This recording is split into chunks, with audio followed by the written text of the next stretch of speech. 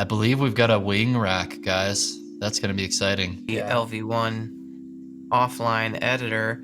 So Nice. in the past, I think they had basically like a Google spreadsheet, and they're like, hey, you can use this if you want to kind of figure out what you're gonna do once you get to an actual LV1 system. But now you can like actually figure out channel naming and busing, I'm sure. Proclaim pushed out some sort of an update. I don't know if they were on 3.9 or 3 point whatever, but there was this big kind of promo for Proclaim 4.0. Hey, I got job opportunities for folks. Man, isn't it just so, there's never been a time where it's been easier to be a worship band member. It's almost too easy. Remember back in the old days, we used to have to like look up charts that were incorrect on ultimateguitartabs.com or whatever it was, and then we'd have to like stream a random video. Actually, no, we probably would have to use like a CD of the song and record with it, and then you have to do paper charts. Kids these days, man.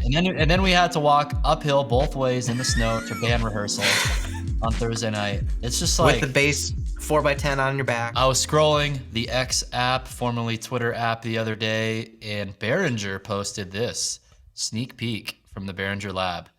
Hush, hush. Check out the first images of our upcoming project. Our engineering team is whipping up something exciting.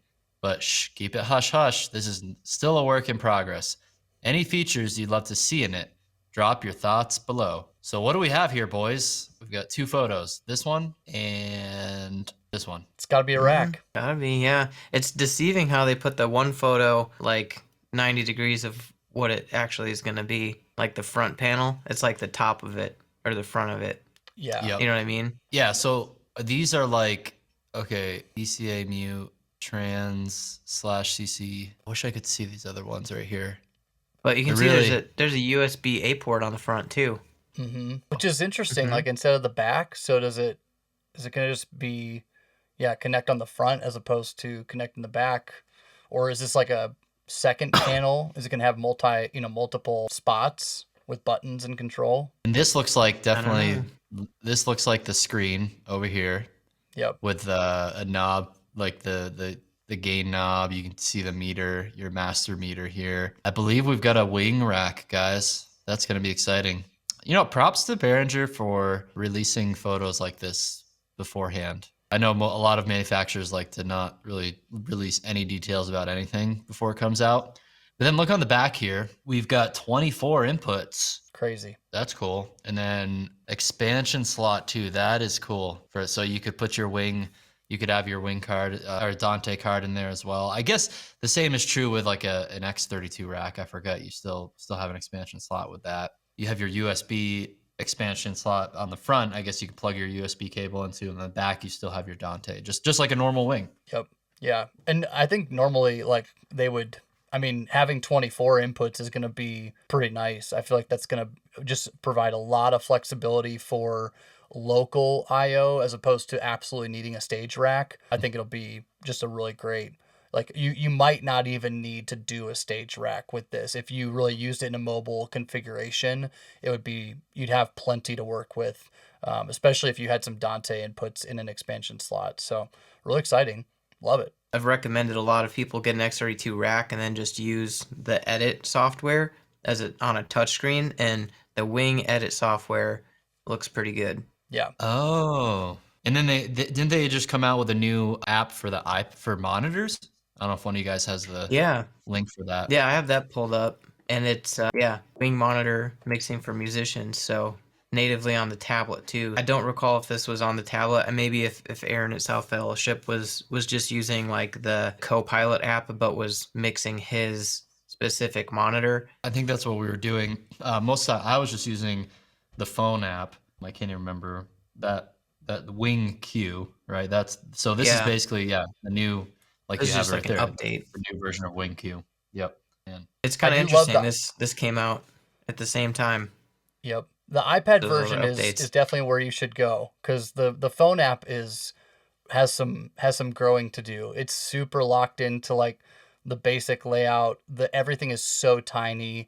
That depended on your phone screen, but I would definitely recommend, if you're going to be mixing your monitors, it's a way better experience on the iPad than it is on the phone. Yeah, I really wish what they would do for the phone app is just give you that like user like give you like a user layer to just arrange the channels the way that you would want to, or actually just show me the user layer that we have on our mixing console, because when you're out front of house, we're not really ever navigating the first few layers that show channels 1 through 48. We're usually doing it like using the user layers, which kind of conveniently put everything onto one layer. So that would be nice if that was on the monitors. It's kind of hard sometimes. I'm like, okay, I need this instrument. Okay, what channel was that? And I'm like bouncing around the channel layers, and it's kind of frustrating. Yeah. They do provide the monitor like groups that you can put, things in. The and you have 4 of MCAs. those. Yeah.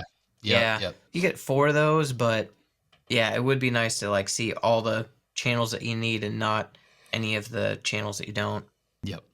Pretty cool. I'm looking forward to it. I wish that the copy, you can tell that a boomer wrote the copy for the the release. Totally. Or it might be a Behringer based in Germany. Maybe. I think they are. I think it might be. It honestly might just be like a English second language. Thing. Maybe Who knows? Transcription issue. All the emails I get from like manufacturers from different countries, and they're English. It's great. It's fun to read. Okay. But we can't be talking because we wouldn't be able to speak any languages at all. All right. Up next, another interesting resource that came out. Did we talk about this on the show yet? Sunday Screens? I don't think so. No, I made a short about it on Instagram. I just can't remember. I can't remember what we talked about on the show anymore. But Sunday Screens, Ezra Cohen and his crew. These are individuals who create a lot of the cool abstract visuals that you've seen at maybe some major touring worship artist shows. I always enjoy seeing the creative use of LED walls and the displays and stuff. And I think I connected with Ezra Cohen a long time ago, that was back when Ashton was still around, and we made a video about some of his templates for making your own visuals for worship. But now they've made it just really easy to basically download these background videos that you can then play on your LED walls, and just looks really epic. So anyhow, here's a little demo. If you guys are watching the video version of it, you could see these cool background videos going on. We just recorded an episode with them on the Churchfront podcast, so keep your eyes open for cool. Kind of a full deep dive on how they came about to creating Sunday Screens, what their vision and mission for that company is, and really, really cool to see some of the stuff they're doing. Yeah, and $29 a month membership, it looks like, so that's fairly reasonable in my opinion. And it's good because it's like we do need something fresh for like visuals. It kind of gets to the point where some of these motion backgrounds do just kind of look the same all the time, but I don't know. It'll just be interesting to see. I think this is definitely the next kind of evolution of where this stuff is going. And this is kind of different than your average subscription service because they curate a pack for you, like one pack that they send, rather than giving access to like 500 different backgrounds. I think they send 10 per month. And I like their little motto. They call it no digging, just gold. So that like their goal is that every pack you get is awesome, and you could use all of them all the time, as opposed to having like sift through a bunch of different catalogs of backgrounds. So pretty cool stuff. Yep. Killer. This is a mic. I actually have one right here because Lewitt sent one to me to try out, and Kaylee and I just tried it on some worship recordings that we did at home, and it just sounds phenomenal. Most of the mics I've used have been kind of your typical $100 or $200 dynamic microphone. This is a condenser microphone by Lewitt, and there's just something about the tone of this. And actually, I think James Attaway recently did a mic shootout where he included this in it, and you can actually hear it. So just look up that video on his channel. And this mic, especially when you throw just some simple processing onto it. I think my favorite Waves plugin that I put with this was the Magma Tubes analog emulation with it. The vocal just like pops so well in the mix. So I've been impressed with this. So I haven't actually used it because we have wireless microphones. So you can get the capsule for this and put it on a wireless microphone too. That would be interesting to try out. Yeah. But I was a pretty big fan of this, and I think it's similar to like a the Neumann microphone. That's a nice condenser like this. There's other models out there by other manufacturers. I just haven't really tried many of them until because they're kind of expensive. But now that I've tried one because they sent one to me, I'm like, oh, I get why you would want to pay for an $800 microphone. Yeah, it's cool. It's a bigger capsule than I've seen on most microphones. I feel like it's taller than your average, like even a DPA capsule or KSM9 or something would be. I feel like that's just a little bit taller, so it's kind of a unique looking microphone too. Can stand out, but glad it sounds good. I wonder, does it have photos of the pattern, like the pickup pattern? Oh yeah, it did have one on the. It's funny. It's got the pickup pattern on the microphone itself. Oh, Doesn't show. Yeah. oh, I Back think at I that just one. saw it on the. Yeah, back at the one without the capsule on it. Yeah, right here. So. Oh, it's switchable, That's the best. Oh yeah, right? fascinating. Yep, looks Yep. like it. Oh, and there's like a switch for gain and stuff here. See, I didn't even look. It's got a high pass filter too. Yeah. Wow. A switchable pickup pattern is like the sleeper of microphone features, I feel like, for vocalists and stuff on a worship team. If you can switch that to have some rear rejection, that, like, when I was mixing at Storyline, that made all the difference, just learning that one simple thing that was possible of, like, it cleaned up our vocal channels so much just by, switching that pickup pattern to make sure that the rear rejection was off, and so that it didn't pick up stuff in front of the vocalist. And it's just, if you haven't looked at your mics in a long time, go look at your mics, see if you have it. Yeah, I need to just, even though we have the wireless mics on stage, I think I'm gonna make Aaron use this for a couple weeks, and we'll just plug it in. We've got the stage box right there he can use. 'Cause yeah, the whole point of this is like bringing the studio quality definition, clarity, and detail of a condenser mic onto the stage.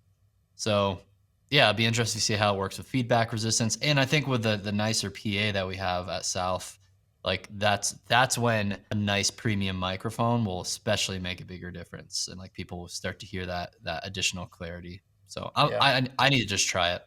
Real cool. Where are they out of? Cool. Where's Lewitt from? Are they here in the States? I think they also might be in Germany. I think I'm pretty sure they're based somewhere in Europe. Cool. Nice. Lewitt. Let's go. What else we got? Let's see. I think audio. We still have one other audio thing we could chat about, which is Heck the yeah. LV1 offline editor. So Nice. in the past, way back in the day, I think they had basically like a Google spreadsheet, and they're like, hey, you can use this if you want to kind of figure out what you're going to do once you get to an actual LV1 system. But now you can like actually figure out channel naming and, busing, I'm sure. And, it says it doesn't pass audio because obviously then it would just be an LV1 system. But being able to get in here and put all of your user buttons in and, preset up your mix could be really handy if you've got an LV1, especially if you're like, say, running sound at your church and you're a volunteer and, you're not able to get to the building, or even like when I've helped Luke at Storyline, I'm here in Tennessee and I'm working on a show file offline and I bring it with me. Like, just a handy thing to be able to do. So the fact that LV1 has it now is pretty cool. Man, You I get it miss free. mixing on. I missed the LV1 that I mixed on at Grace Church. I miss it a lot. I'm gonna at Rock Harbor.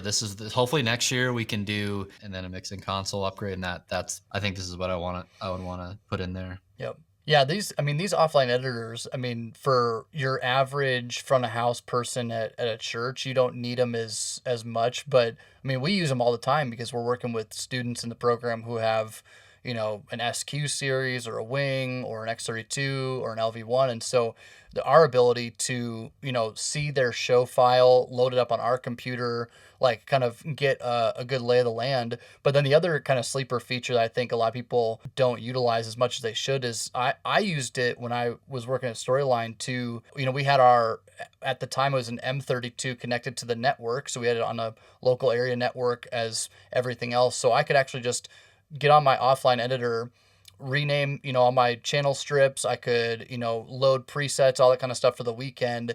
And then I could save that scene all from my office, like on my laptop, so it gives you like a lot of flexibility if you've got this connected to your systems to just really streamline your workflow. And then for our clients, who have patched it in the same way, we can actually see audio coming through as, it's metering. We're not listening to it, but it's metering on the screen, and we can, see if there's gain structure issues. We can check their compressor settings, their EQ settings, and kind of at least get a visual representation of what their console is set up for without needing to physically be there, which can be super helpful. Yeah. And even with, I know you just did that podcast with Keith Young. I actually did listen to his audio, set it up so I could hear what they were hearing. So I was like, okay, this is the microphone, or this is the bus mix that you're working on.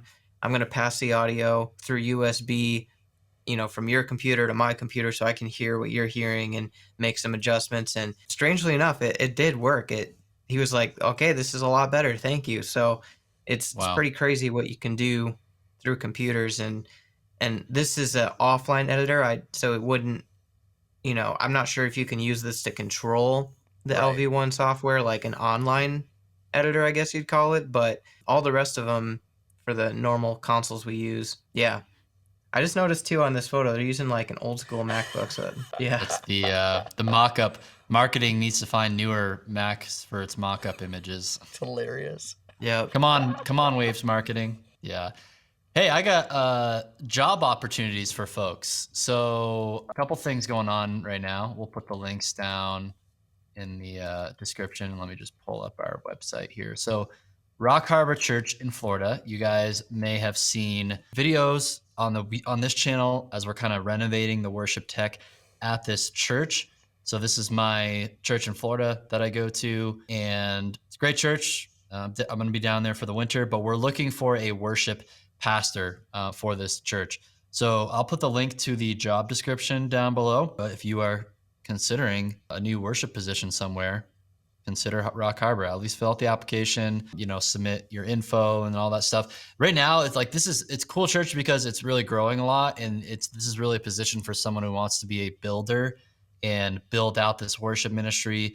There's great volunteers for both the band and tech, but they just need someone to obviously be able to keep building things and keep it humming along, navigate through the renovations. Obviously, I'll help out and be a part of it. I'll play in the band.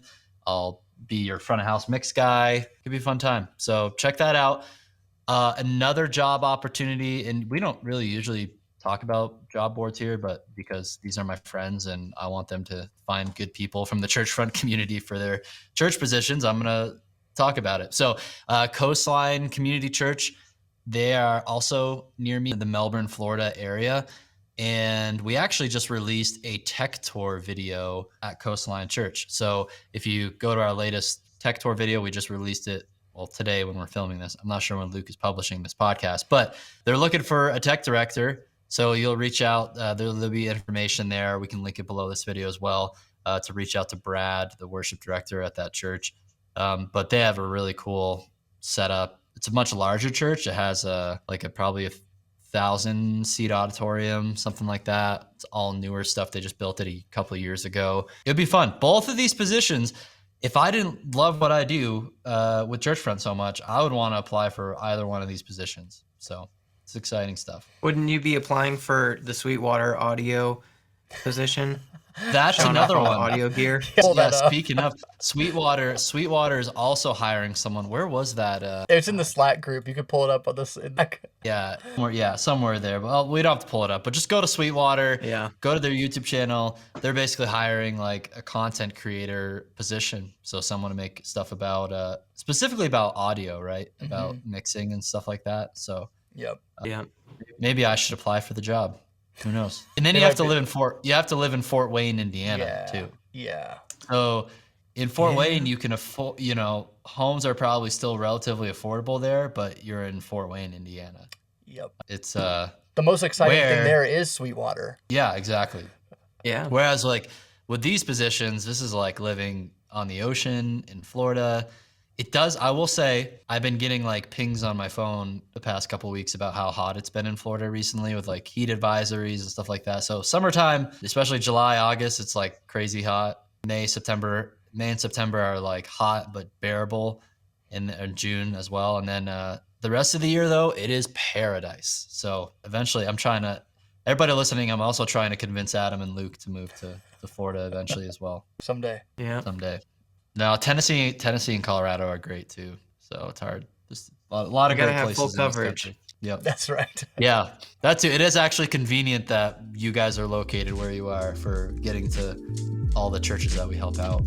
Before we continue on with the video, I want to tell you about our sponsor, the Churchfront Live Conference. It's a 2-day conference with keynotes and breakout sessions on topics like worship tech, worship theology, musicianship, and leadership. It is a great way to network with other like-minded ministry leaders in the Churchfront community. The sooner you purchase your Churchfront Live tickets, the greater the discount you will get with the early bird discount code. So head on over to churchfrontlive.com, use that early bird discount code at checkout, and I look forward to seeing you at the conference. Now let's get back to the video. Yeah, so I saw somebody posted in the Facebook groups that we're a part of that Proclaim pushed out some sort of an update. I don't know if they were on 3.9 or 3 point whatever, but there was this big kind of promo for Proclaim 4.0. Have they been on 4.0 for a while, or did I just miss that? I don't know. I think it's innovative. I like it. I mean, definitely, I would love to see it, but I like it. Yeah, it's definitely this more copy in line reads with... like we know your slide op is not doing their job, so your congregation will never be waiting. Yep. Yep. Yeah, so this is, this is cool for engagement purposes because you're right. Like you see the next slide. It is nice that you kind of have that prep moment. It definitely is like, it's in line with that Apple Music lyrics thing. So it feels pretty, edgy. It's cool. I think they're the only ones doing it so far. Yep. Any other major features? These are the ones that they listed on their page. So I guess they, did a Bible tool or a more intuitive Bible tool. And I think some of this they've done before, but there are some really, I think, some pretty cool, unique features about Proclaim.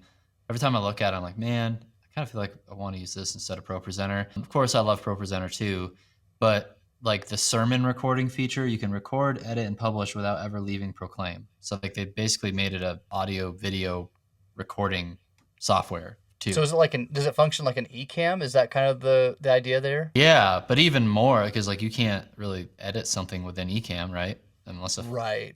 Yeah, it's literally just it spits out the file where, and then it will automatically transcribe your sermon. That's cool. That's really cool.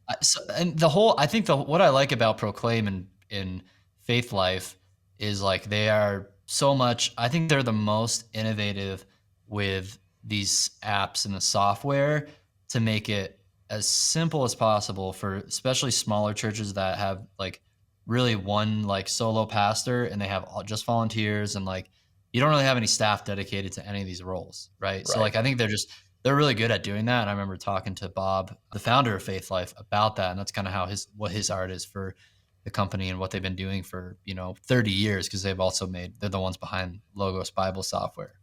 Yeah. So yeah, every time I look at it, I'm like, man, that's really well done. It is a very clean UI. It's the minimalist, very kind of squared off edges and stuff. I feel like that's very hip and very sexy when it comes to design. So I'm definitely a fan of that. Every time I see our students who have Proclaim, I'm like, oh yeah, this is a nice user interface and experience. Well, go check it out. Faith Life or Proclaim.com. I don't even know what they're using. Just Google it. You'll find it. Yep. And then Adam, you had some Planning Center updates for us. Yeah. I'm not in Planning Center much these days other than okay, yep, I'll be there to do sound and I'll, check out the songs, but I'm not playing so much. So let's see. June 14th. Okay, that's pretty recent. The now playing view in mobile media. Look at this guy right here. This little loop section. Is that new? It. Is that No, that's new. That's 100% new. Yeah. Yeah, because I definitely would have used that. It's wait, how does this, little solo thing go or this turnover? I want to nail this one section and just keep practicing that. Pretty slick. Yeah, well, it makes the app, the media player, feel more like a Spotify or something on your phone. Yeah. Right. And here it's got about the time. metronome. Yep. Oh, that's cool. Jumping around. This little, icon for air, if you want to play it to your speakers in your home or your Sonos system or something. Yeah, it definitely feels more like Apple Music, Spotify kind of a thing. You know, skipping them. I remember doing that in the past, but maybe they've made it more intuitive. It'd be cool if they did the lyrics thing in this app too. So Yeah, you could it definitely they you need to could be do that. practicing the lyrics without having to like pull up the chord chart. You could just like, you know, most part, seems like it shouldn't be that hard for Planning Center to do that, but like to have the lyrics scrolling by in real time so you could be memorizing them as a vocalist. I know Aaron Stewart Yeah. is an avid Churchfront show listener, so if you know, because I know that he's listening to us, go ahead and add that feature there, Aaron. That'd be super helpful for your vocalist Is he practicing really? in the week. Is he really listening? I don't think We'll he find is. out. I think We Aaron can't- has better things to do. We can't see that data. Yeah, we track every listener. I mean, how much would you laugh if he just left like a long comment in the YouTube section? That'd be You're the awesome. best. That'd be awesome. Everyone tag Aaron. Yep. He's also got him, meaning Aaron. Aaron is Planning Center. Rehearsal pack, audio, lyrics, and chords in one subscription. It's just like multi-tracks and Planning Center keep Yep. doing this thing. So Yep, they keep merging. Who is gonna eventually? There's just gonna be one company, I would guess. yep. But I'm pretty sure Planning Center is larger Bigger. than multi-track. Yeah, Yeah. they've been around longer, and yeah.